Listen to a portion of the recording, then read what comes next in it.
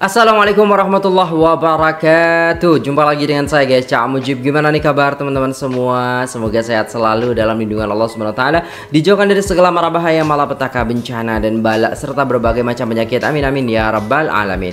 Alright, kali ini kita akan mendengarkan penjelasan daripada Profesor Dr. Salihah Ya'qub, di mana ini pembahasannya sangat-sangat menarik sekali yang akan merubah mindset teman-teman sekalian ya. Kalau teman-teman masih punya mindset aduh kayak gini ya kan, selama ini kita berpikir bahwasannya Melayu itu seperti ini dan seperti itu, coba dengarkan sejarah sebenarnya ini ya guys ya. Jadi tanpa berlama-lama ya, kita play videonya. Tapi sebelumnya yang mau belanja silahkan belanja dulu ya, tinggal klik linknya dulu ya kan, simpan dulu di keranjang. Nah habis itu udah tonton lagi videonya. Oke, kita lanjut, let's go. Syarbukan, pedang syarbukan mesti terhasil daripada besi kalah.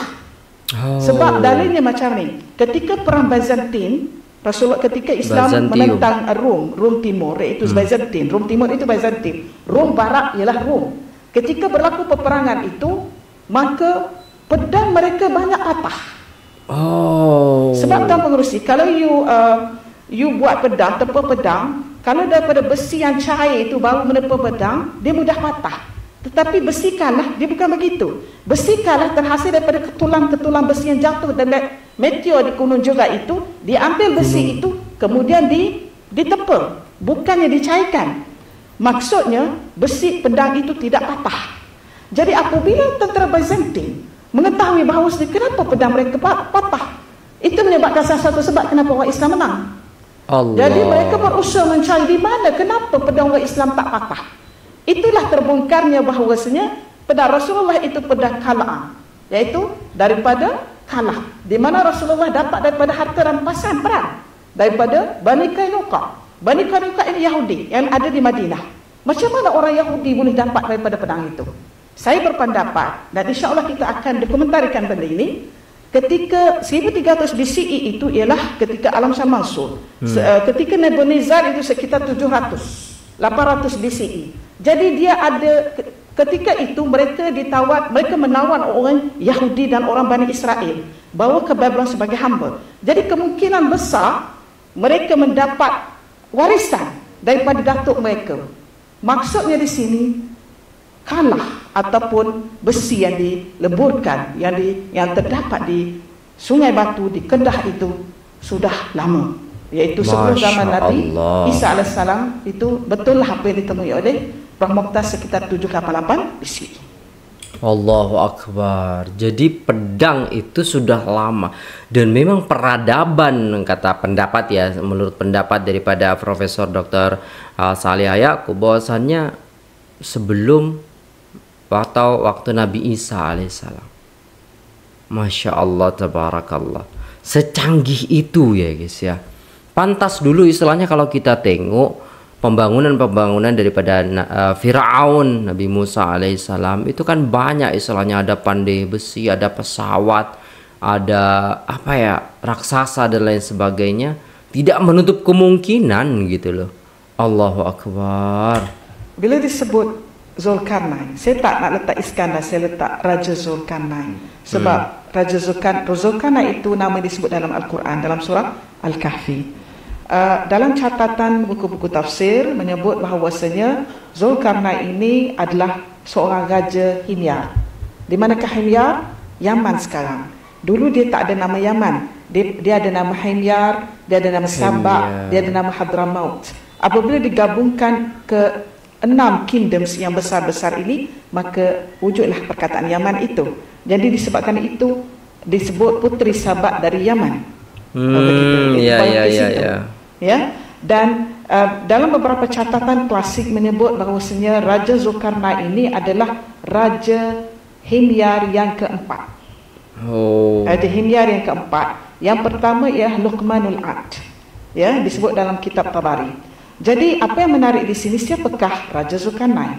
Zulkarnain ini merupakan telah memeluk Islam di tangan Nabi Ibrahim alaihissalam.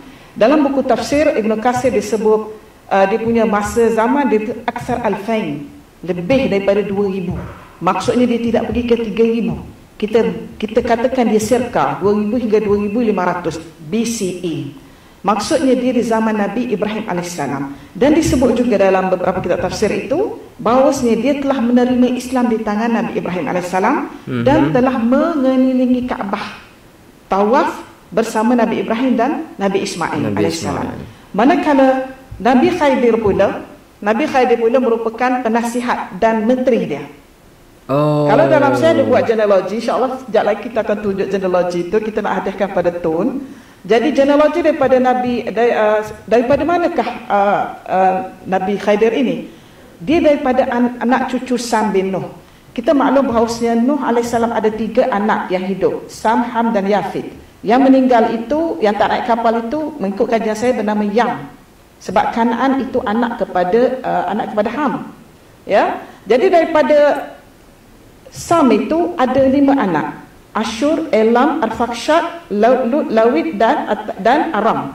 Aramat itu daripada perkataan ini. Aramat language itu daripada orang ini. Ada punya keturunan. Jadi kalau ikut daripada situ, Arfakhshad itu melahirkan 2 kaki.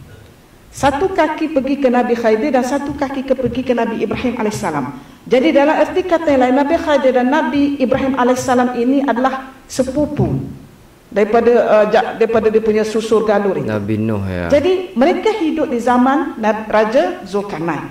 Dan Raja Zulkarnain ini seperti mana yang dalam surah Al-Kahfi itu adalah raja yang telah sampai di hujung sebelah barat dan di hujung sebelah timur. Dia kata di mana tempat munculnya matahari, tempat terbitnya matahari. Kalaulah tuan moderator rasa di mana ya tempat mula-mula muncul matahari itu, tiap-tiap pagi kita tengok matahari, dari mana dia terbit? Rasa-rasanya. Rasa-rasa rasa tuan moderator kat mana? Kalau bangun timur daripada mana dia muncul? Negeri mana muncul matahari? Itulah. Negeri mana paling muncul sekali matahari? Timur. Ada yang kata di Jepun kan, negara matahari terbit. Sebenarnya bukan di Jepun, di Pulau Kiribati. Mana tu? Pulau Kiribati.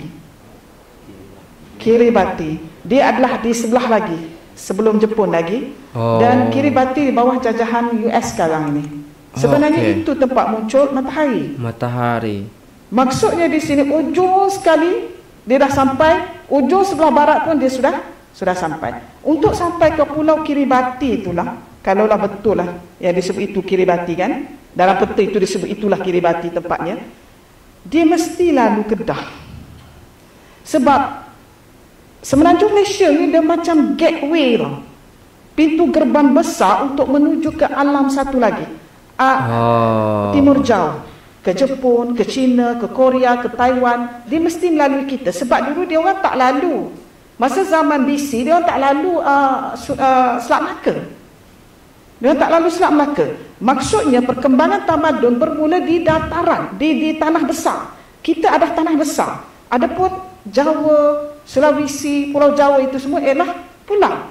Tamadun bermula di tanah besar, kemudian baru merebak ke pulau. Bermaksud kita ini daripada sama ada daripada sebelah Mesopotamia ataupun daripada sebelah atas.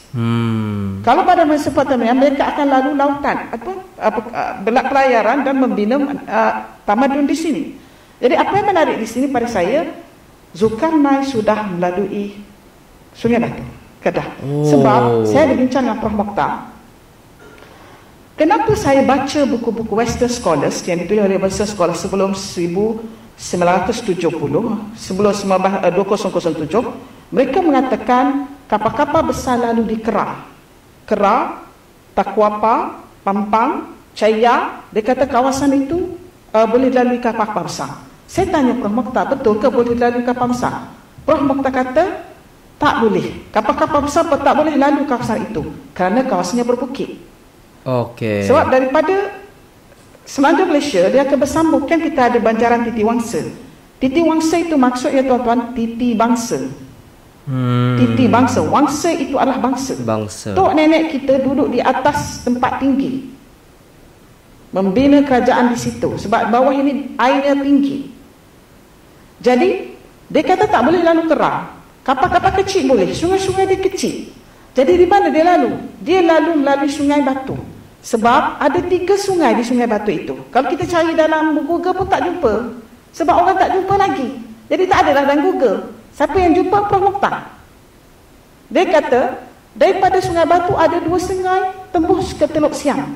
Dan 1 sungai tembus ke Kelantan, ke Citung. Sebab itu kita ada dengar dalam catatan Al-Batutah menyebut bahawasanya Ibnu Batutah telah sampai ke Kuala Kerai. Macam mana dia boleh sampai ke Kuala Kerai?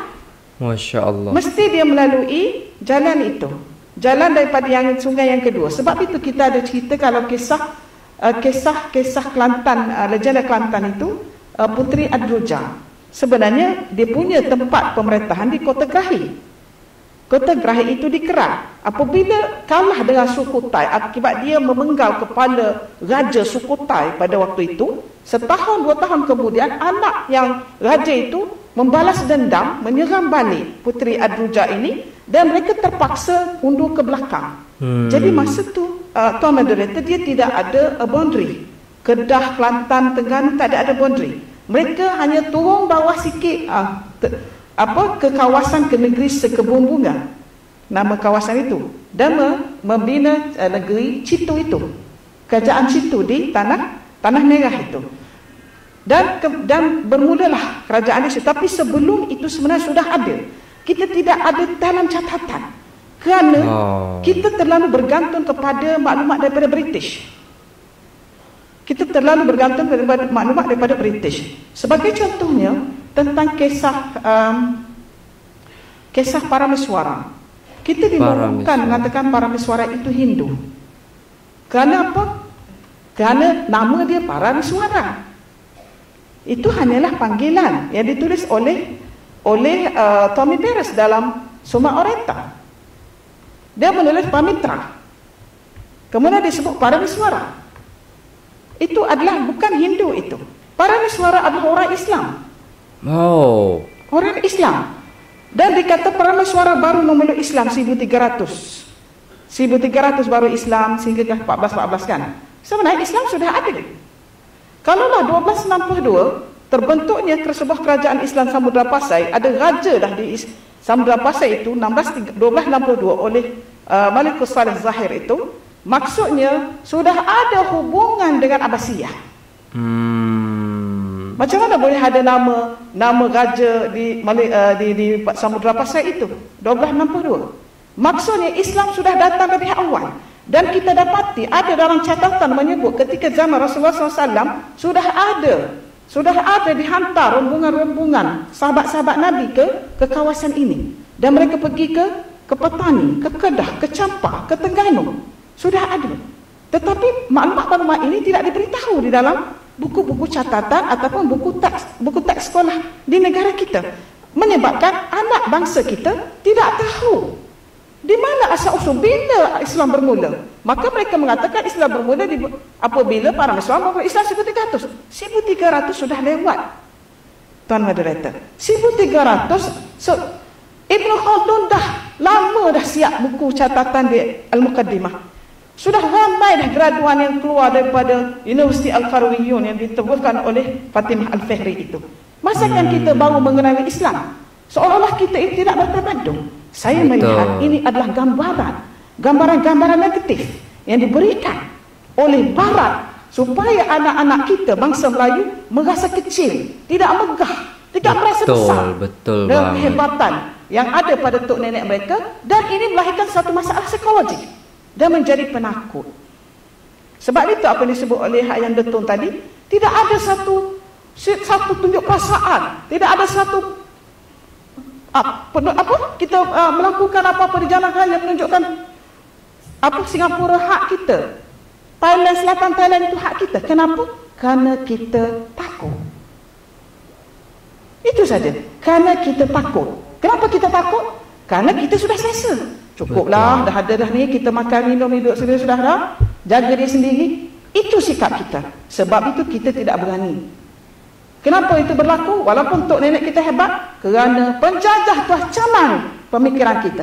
Itulah intellectual terrorism yang cukup percaya oleh mereka. Alhamdulillahi Rabbil Alamin. Allahumma salli ala sayyidina Muhammad. Masya Allah, tabarakallah, terungkap lagi sejarah yang belum kita ketahui, tapi di sini Masya Allah oleh Profesor Dr. Shalihah Yaakub dikupas tuntas guys, sesuai dengan apa yang dia kaji seperti itu. Allahumma salli ala sayyidina Muhammad. Dan kajian-kajiannya itu penuh dengan juga istilahnya literasi-literasi yang sudah beliau pelajari, dan sangat-sangat membuat kita tuh kayak shock aja gitu loh guys ya. Kok bisa istilahnya hal ini itu ditutupi oleh penjajah, hal ini ditutupi oleh British dan juga Belanda ya, karena kita mungkin terlalu bergantung kepada mereka. Dan apa yang disampaikan oleh Profesor Dr. Shalihah Yaakub ini membuka mata kita semua ya, terutamanya orang-orang yang ada di Malaysia ya, itu atau semenanjung Melayu juga istilahnya, semenanjung lah, dan juga Nusantara kita ini ternyata emang dari dulunya itu sudah ada kegiatan-kegiatan raja-raja atau bahkan istilahnya sahabat-sahabat Nabi Muhammad, mungkin tabi'in juga yang datang ke sini untuk menyebarkan agama Islam. Masya Allah, tabarakallah. Ini sangat menarik sekali pembahasannya dan perlu kita sebarluaskan supaya mungkin banyak orang yang paham lagi, dan sehingga kita tidak takut lagi akan hal itu, karena sejarah kita ataupun nenek moyang kita itu bangga dengan kehidupan mereka yang memang kehidupan mereka itu sudah terkenal dan dikenal oleh bangsa-bangsa yang lainnya di istilahnya muka bumi ini ya guys ya. Masya Allah, tabarakallah. Nah mungkin itu dulu videonya guys. Terima kasih sudah tengok video ini sampai selesai. Jangan lupa like, share, komen, dan subscribe. Saya pamit undur diri. Apabila ada salah kata mohon dimaafkan. Wassalamualaikum warahmatullahi wabarakatuh.